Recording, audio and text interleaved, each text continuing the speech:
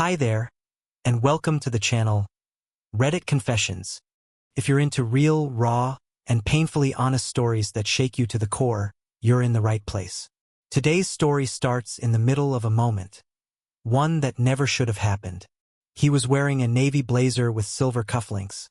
I remember because I stared at those cufflinks for a good 10 seconds trying to make sense of what I was seeing.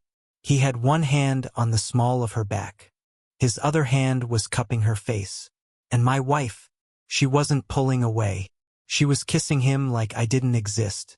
All around them, the clinking of wine glasses, the soft hum of jazz, the laughter of colleagues. None of it stopped. No one screamed or gasped. They all just kept living while I stood there, barely breathing. I didn't plan to be there. I wasn't even supposed to show up. I was just dropping something off. That's all. She'd forgotten her migraine pills. Left them on the kitchen counter before rushing out, heels clicking across our hardwood floor like she couldn't get away fast enough. She told me she'd survive without them, but I knew her. Stress triggered her worst headaches, and this dinner was a big deal for her. So I grabbed the bottle, drove across town, walked into that shimmering ballroom with good intentions, and found her in the arms of a stranger. Something ancient broke loose in my chest. I didn't shout. I didn't cry. I walked, slowly, deliberately, right up to them, like gravity itself was dragging me forward. And when I stopped in front of them, I said the first thing that came to mind. I didn't even recognize my voice. You just destroyed our marriage. I didn't expect a scene. I didn't want an explanation. I just needed the truth to land. She turned to me, slowly, like I had interrupted a daydream. There was a flicker in her eyes. I wish I could tell you it was guilt. Maybe it was. Maybe it wasn't. Maybe she rehearsed this. Then, with perfect calm, she said, "You're mistaken." Just like that. Like I was confused. Like I had wandered into the wrong ballroom or was hallucinating a kiss. And that's what did it. That sentence. Not the kiss. Not the man. Not the betrayal. It was her voice. Steady, soft, dismissive. As if I couldn't possibly trust my own eyes. As if my love for her had somehow deluded me into seeing something that wasn't real. I stood there, holding a bottle of migraine pills and a folded note I had planned to sneak into her purse. Something stupid and sweet, just to make her smile when she found it later. I put both items on the table next to her and walked out without another word. The thing is, I knew exactly what I saw. And yet, all night long, her voice kept echoing. You're mistaken. You're mistaken. You're mistaken. By morning, I started wondering if maybe I was. And that's when things really started to unravel. It's strange how silence can become the loudest sound you've ever heard. After I walked out of that ballroom, the noise didn't follow me. No yelling, no footsteps running after me. No one grabbing my shoulder to explain. Just silence. Thick and suffocating. The kind that presses on your chest like a weight you didn't ask for. I remember unlocking my car, sitting in the driver's seat with the door still open, and staring at the steering wheel for what must have been half an hour. My phone buzzed once. It was her. A text. Just one sentence. Where did you go? Not, I'm sorry. Not, let me explain. Just that. I didn't respond. Couldn't. What do you say to someone who just rewrote reality in front of you? By the time I started driving, I wasn't even sure where I was going. Home didn't feel like home anymore. The idea of walking into the kitchen we built together, seeing our wedding photo on the mantel, and pretending like the world hadn't just split open beneath me. I couldn't do it. So I drove. Past our neighborhood. Past the familiar gas stations and grocery stores. I ended up 3 towns over, parked outside a 24-hour diner with neon signs flickering in the rain. I sat in a booth with coffee I didn't drink and watched the waitress clean tables. She didn't ask questions. She probably saw people like me all the time, the ghost-faced, heart-shattered types who just needed a place to sit and feel unseen for a while. Eventually, I opened my phone again, scrolled back through old texts from Valerie, our little inside jokes, random grocery reminders, her good luck messages before my big presentations. For a second, I wondered if maybe she really was right.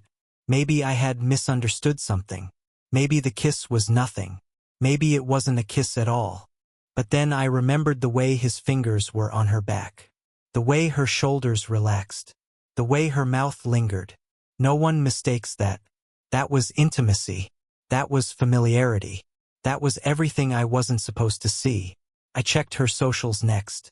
Nothing unusual. Just a story from earlier in the day. A photo of her shoes and a caption that said, "Let's do this," like she was going to a fashion show. Not a betrayal. By 2 a.m. I was still in the booth. My coffee was cold, and the diner had emptied. I kept thinking about that note I left beside her pills. It said, "You've got this. Proud of you always, E." I'd written it half asleep before she left for work. I'd meant every word when I wrote it. And now, I didn't even know who she was. I finally drove home. It was almost 3 a.m. When I walked through the door, everything looked the same. Same couch, same blankets, same faint scent of her lavender shampoo lingering in the hallway. Her heels were by the door. Not the ones she wore to the dinner, but the pair she usually changed into after work. Like she'd already been home for a while. Like nothing had happened. She was asleep on the bed. Or pretending to be. I didn't check. I slept on the couch. At 7:12 a.m. I woke up to the sound of the shower. She was humming. Like it was just another normal Saturday. I sat on the edge of the couch, trying to decide whether I was losing my grip on reality or just losing my marriage. When she walked into the kitchen, wrapped in her robe, hair dripping, acting like she hadn't shattered everything inside me hours earlier, I looked up at her and asked, "Who was he?" She blinked. Her smile faltered, but only for a second. "What are you talking about?" she said. "At the dinner. You kissed someone. I saw it." She didn't flinch. She didn't apologize. She just poured herself orange juice and said again, calmly, casually, "You're mistaken, Eldon. I don't know who you think you saw, but it wasn't me." And then she walked past me, like we were talking about the weather. I wanted to scream.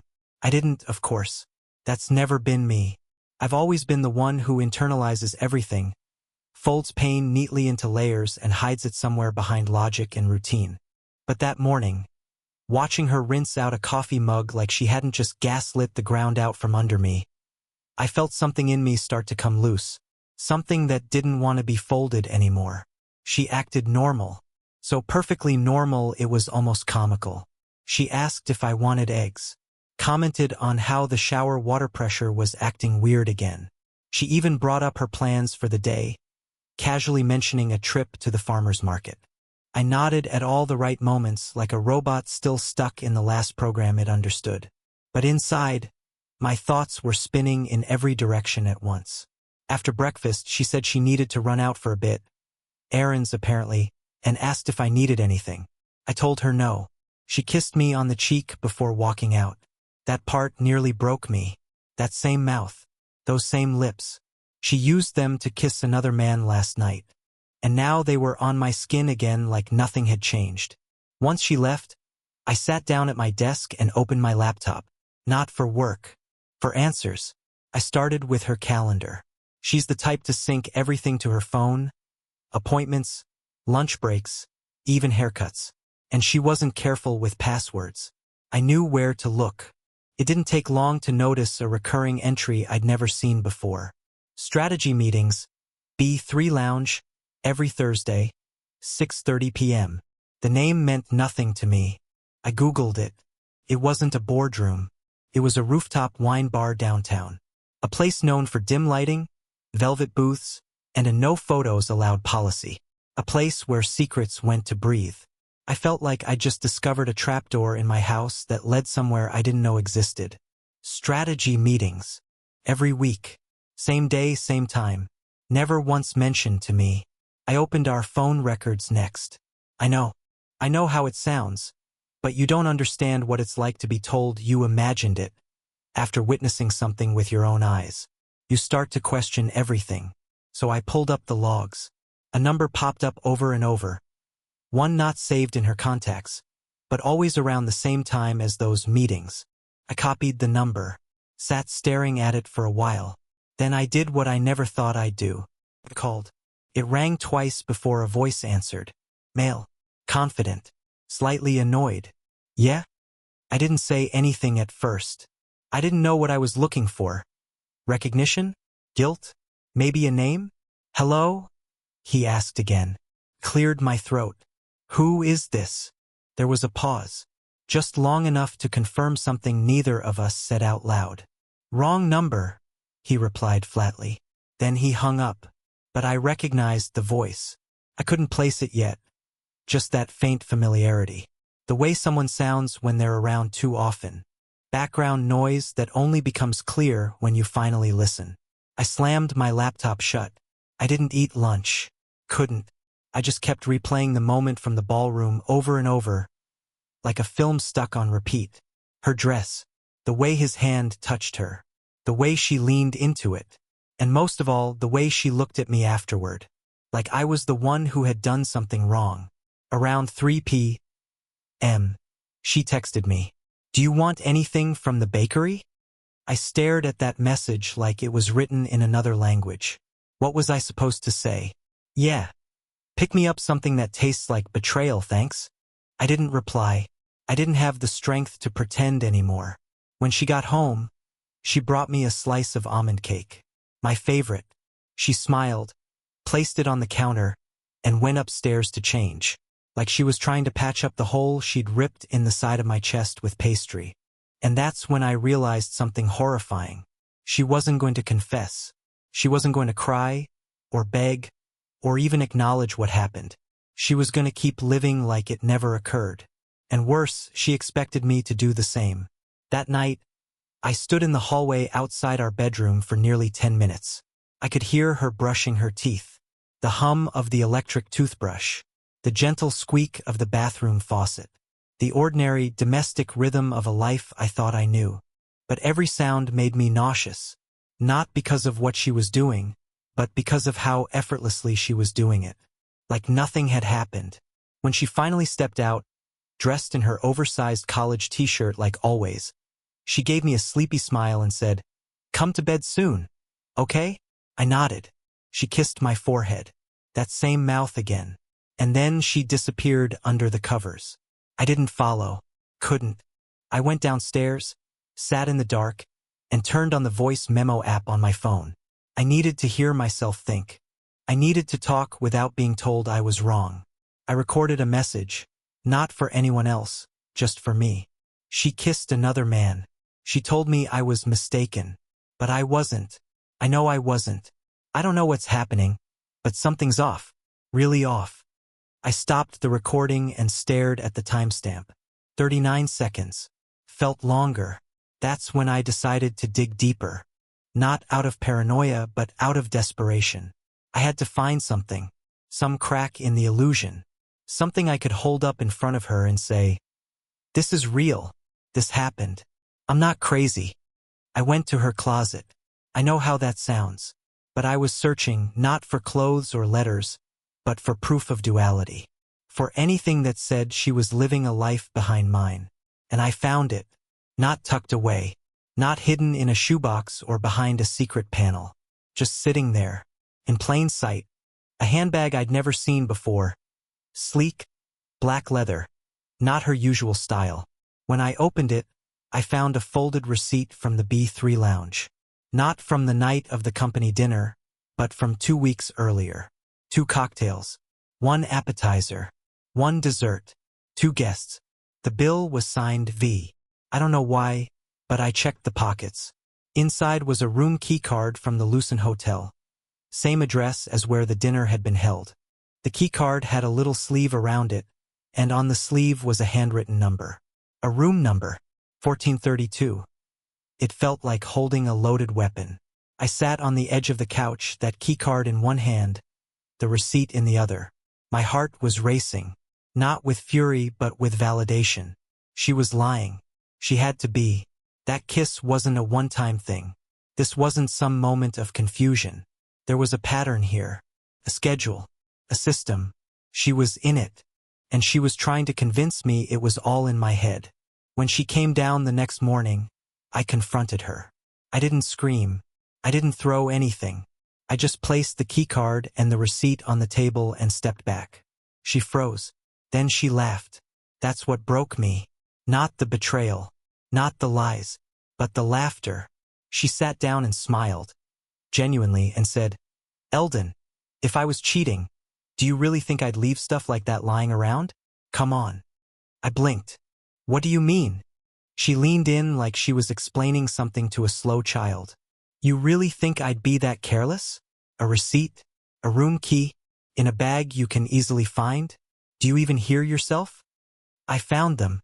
They're right here, I said, voice cracking. And what do you think they mean? She asked. Maybe I went out with a friend. Maybe the bag isn't mine. Maybe you're looking for things that aren't there. I stared at her, stunned. She was spinning the truth into fog. Again. But this time she added something worse. She said, You're not well, Elle. Maybe you should talk to someone. And in that moment, I realized. She wasn't just denying the affair. She was flipping it, making me the unreliable one, the unstable one, the emotional husband who saw things that weren't there. It was brilliant and terrifying, because it almost worked. You don't really notice when your reality begins to erode. It doesn't happen all at once. It's not a thunderclap or a dramatic flash of lightning. No, it's slower, like water dripping onto paper. One drop, then another. Small at first, barely noticeable, until one day the paper buckles, and the shape of everything you trusted warps beyond recognition. That's what those days felt like. After the confrontation at the table, after she planted that poisonous seed of doubt about my mental state, something inside me cracked. Not a loud, catastrophic break. More like a quiet shift. Like the floor beneath me wasn't solid anymore, and I had to test every step before trusting it.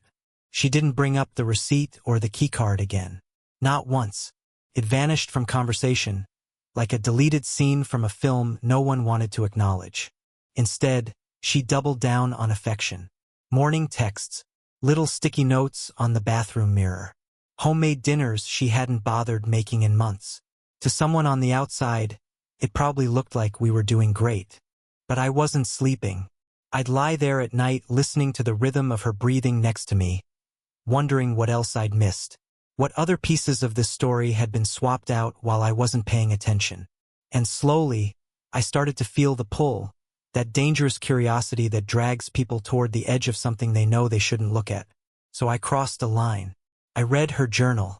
It was in her nightstand drawer, tucked under an old stack of travel magazines. Leather-bound. Unlocked. She hadn't written in it for a while, at least not in the obvious pages. But then I noticed something strange. A section near the middle where pages were missing. Torn out, the frayed edges still clinging to the spine. 10 or 11 sheets gone. And suddenly that quiet voice inside me, the one I'd ignored for too long, got loud. I began checking our shared email account, the one we barely used anymore. And there it was, a folder marked taxes. Innocent enough. Buried inside were message threads with a name I didn't recognize. D. Whitaker. At first glance, they were brief. See you Thursday. Same table. That thing you wore last time, wow. It wasn't a deluge of confessions. But the tone said everything. There was familiarity. There were secrets. And worst of all, there was comfort, the kind of emotional shorthand you only build with someone over time. I clicked on one of the earliest messages. It was from nearly 4 months ago. The subject line, couldn't stop thinking about that elevator moment. I felt the breath leave my lungs. I scrolled through, hoping to find a photo, an address, something that could confirm what I already knew. But before I could dig deeper, I heard the garage door open. She was home. I shut everything down so fast I nearly closed my fingers in the laptop. I went to the kitchen, pretended to be drying dishes I hadn't even washed. She walked in like a woman completely unbothered by the world. Humming again, keys in hand, tote bag slung over her shoulder like a scene from a lifestyle ad. And then she did something that caught me off guard. She hugged me from behind, just wrapped her arms around me like we were in some charming movie montage. I didn't know how to respond, so I stood there, wet towel in my hand, paralyzed. She whispered, We've been distant lately. I want us back. And for one moment, one sickeningly weak moment, I almost believed her. I almost let myself fall into that illusion, that maybe things had just gotten hard, that maybe I'd overreacted. But then I remembered the email, the receipt, the room key, the kiss, the laughter, the lie. Pulled away, just slightly, enough for her to notice. She looked at me like I'd hurt her, like I was the one unraveling this marriage. I muttered something about needing to shower and locked myself in the bathroom. My reflection in the mirror didn't even feel like mine anymore. Just a version of me caught in the middle of someone else's story. That night, while she was asleep, I logged back into the email. And I did something I never thought I'd do. I wrote to him, "I know who you are. I know what you've been doing. She might pretend it's all in my head. But I see you. You're real. And I'm done pretending." I didn't sign it. I didn't need to. And then I sat there, waiting, watching, wondering if the response would come, and what it would say when it did. I stayed up the entire night waiting for a reply. Every time my phone buzzed, I jumped. I thought maybe he'd call me. Maybe he'd have the guts to own up to what they were doing. Or maybe he'd deny it, threaten me, laugh. I didn't care. I just needed something, anything, to prove this man wasn't a figment of my imagination, that I wasn't building monsters in the shadows. But the inbox stayed quiet. By 6:30 a.m., I realized something even worse than silence. He hadn't blocked me. He hadn't replied. He'd deleted the email thread. The entire chain gone. I checked the trash folder. Empty. My hands went cold. That was the moment I knew he had access. He was inside her accounts, inside our lives.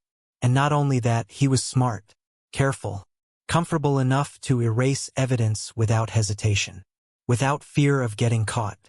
I stared at the blank inbox like it had personally betrayed me. The folder that had held their messages was still there. Taxes. Still labeled. Still untouched. Like it was mocking me. They weren't just careless, they were confident. They believed I wouldn't do anything with what I knew. Because Valerie was still running the same playbook. Deny, dismiss, and distract. That morning she acted bubbly. Even more than usual. She put on music while she made breakfast. Something old school and upbeat, Stevie Wonder, I think. She called me into the kitchen with this fake brightness in her voice and told me she wanted to plan a little weekend getaway. Just the two of us. Somewhere quiet, she said. I think we need to reset. It was surreal. She was standing there with a spatula in one hand and our shared calendar open on her phone in the other, planning a romantic escape like she hadn't just wiped my reality clean less than 24 hours earlier. I nodded along, gave her vague answers. Inside, I was spiraling. Later that day, I made a decision I never thought I'd make. I called someone I hadn't spoken to in almost a year. My older sister, Mallory. We weren't close. Not since Dad's funeral. Too many unspoken things between us. But right now, I didn't need closeness. I needed clarity. She answered on the third ring. "Eldon?" she said, cautious, confused. I didn't know how to begin. I just blurted it out. "I think Valerie's cheating on me." There was a pause. A long one. Then, "You think?" I told her everything, the dinner, the kiss, the denial, the receipt, the keycard, the emails. All of it. I even confessed to digging through Valerie's personal things. I expected judgment, reproach, a lecture. But what Mallory said stopped me cold. I don't know how to tell you this, but I saw her with someone about a month ago." My stomach dropped. What? She didn't see me. I was getting takeout downtown, and I saw her through the window of that little bar near the park, the Glass Fern. She was with some guy in a suit. They were close. Real close. I thought maybe it was a client thing or, I don't know. I didn't want to start something. But now, I'm sorry I didn't say anything. I closed my eyes. That bar was less than 2 blocks from the hotel where the company dinner was hosted. There it was, confirmation. From someone outside the madness. Outside the gaslight. Mallory wasn't in my head. She wasn't seeing things. And she'd seen the same man. I asked her if she could describe him. She did. Blue suit. Silver cufflinks. Clean-shaven. Sharp jawline. Looked like someone in sales or finance. Definitely not someone from Valerie's usual world. It was him, the man from the dinner. I thanked her, told her I'd explain more later. Hung up. Then I did something I never imagined I would do. I followed my wife. That Thursday, the calendar was clear. No strategy meeting this time. No excuse. But she still left the house at 6:15 sharp. Said she was meeting a friend for drinks. A woman from her old job. I kissed her goodbye and smiled like the good husband she thought I still was. 10 minutes later, I was in my car, trailing her from 2 blocks back. She drove across town, parked in a side lot, walked 2 buildings down and entered a boutique hotel called the Winterson. I'd never even heard of it. Small, stylish, low profile. A place people go to not be seen. Parked, waited, watched. 20 minutes passed. Then he arrived. Same guy, navy blazer, polished shoes. No hesitation. He walked right through the front entrance and didn't look back. I sat there in my car, frozen. I didn't go in. Couldn't. My hands were trembling so badly they barely stayed on the wheel. Instead, I picked up my phone and opened the Notes app. Valerie, it's over. I know everything. I saw everything. When you get home, I'll be gone. I didn't send it. Not yet. But I stared at that message for a long, long time. Long enough to feel the weight of what I was about to do. And somehow, even then, I wasn't ready to let go. Not because I still loved her. Not because I was hoping for a confession. But because I needed her to look me in the eye and lie one more time. She walked through the door at exactly 9:41 p.m. Not a minute earlier. Not a minute later. Her hair was slightly tousled, like she'd done a half-hearted finger comb in the parking lot. She was wearing the soft gray blouse she usually reserved for girls' nights. And her lipstick was fresh. That detail got me. Fresh lipstick. Like she'd stopped in her car and reapplied it before walking into the house, already preparing to rewrite the night. I was sitting at the kitchen table, laptop open, but I wasn't working. I hadn't typed a word in 2 hours. My eyes were locked on the entryway, waiting for her to arrive, trying to control the storm building behind my ribs. "Hey," she said softly, like we were mid-conversation. "You're still up." I stared at her. She dropped her purse on the counter and gave me a quick smile, that calculated kind of smile that doesn't quite reach the eyes. "I almost brought you something. They had those little lemon tarts you like. But I wasn't sure if you were still into them." I didn't answer. I just watched her move around the kitchen like she hadn't been with him less than an hour ago. She poured herself a glass of water, glanced at me, then asked, "Everything okay?" That was it. That was the moment I realized the version of Valerie I had loved no longer existed. Maybe she never did. Maybe she'd always been this good at pretending. Or maybe something broke along the way, and she just learned to patch the cracks with deception and charm. I closed the laptop. Slowly. Deliberately. "I know where you were," I said. She froze. Her hand tightened around the glass. But she didn't drink. Her face didn't fall. There were no theatrics. Just silence. "I saw him," I continued. "I saw you meet him at the Winterson. Same guy from the company dinner. The same one you said I imagined. You walked into that hotel like you've done it before." A long beat passed. She blinked once, twice. Then she said it. The thing that confirmed everything, and yet still managed to rip something loose inside me. "I didn't think you'd follow me." No denial. No excuse. No fake confusion. Just that. She set the glass down, carefully, as if afraid it might shatter, and leaned against the counter. Her voice was lower now, controlled.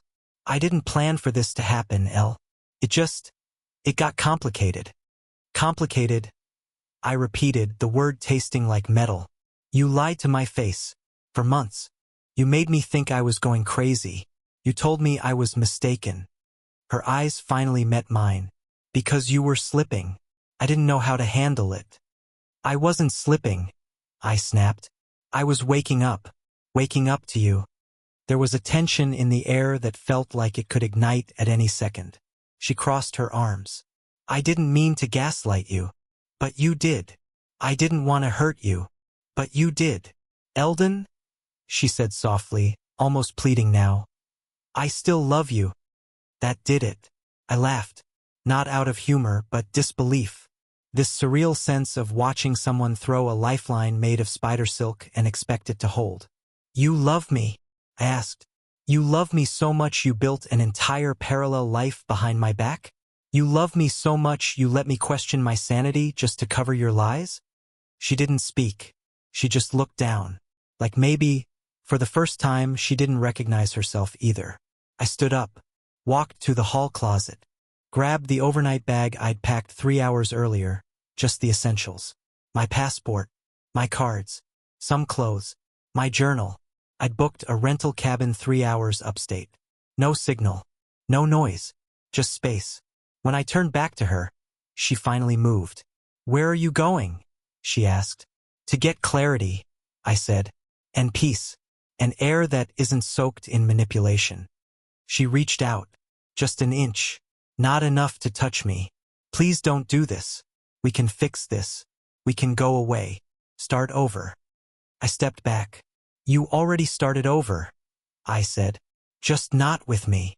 And then I walked out. No slamming doors. No dramatic pauses. Just footsteps.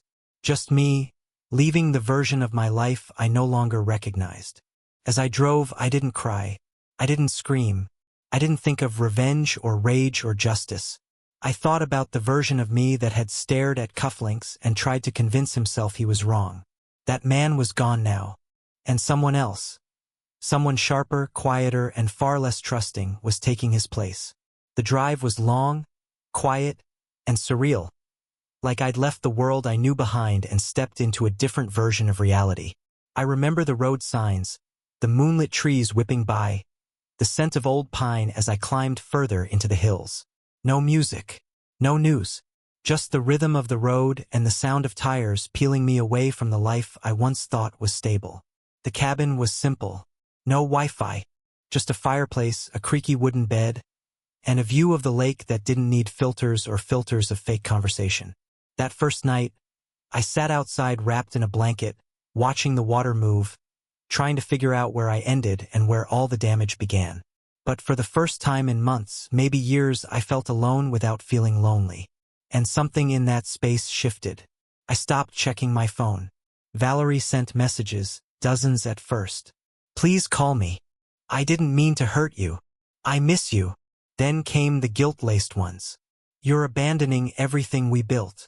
Are you seriously throwing us away over one mistake? Eventually, they just stopped. And when they did, I didn't feel panic.